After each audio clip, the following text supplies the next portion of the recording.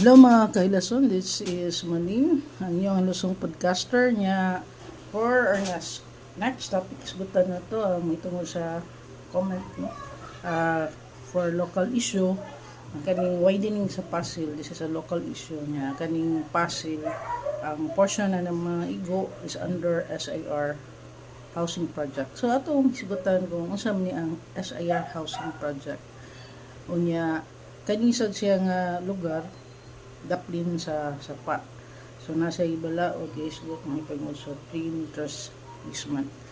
Isgutan sila na po apil na ang SIR, no?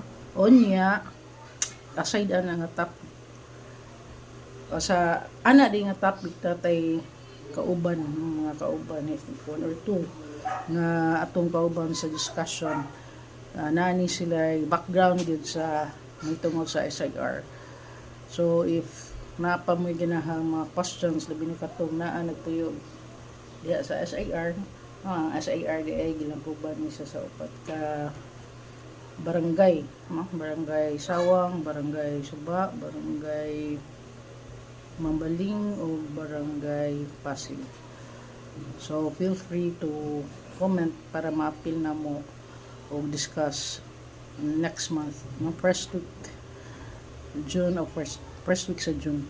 Then a national issue may tungod sa excess death, no? Na ay congressional hearing ani mahitabo ni May 22 2024 nganong para nako importante ni, although wala tay guest speaker para ani pero mahita niya ko later on anong importante ni para na akong topic because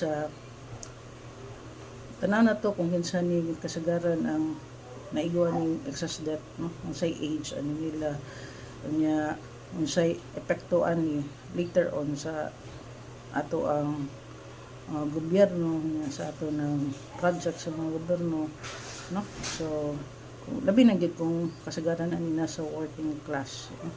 So mo na tingali kung napamoyla yung topics nga gusto na itong i-appeal, feel free to comment para atong andamdaan for next month, no? First week of June ang atong topic, no? Ang atong airing mga hilason. So buyer sa karon kita kits ta sa first week of June.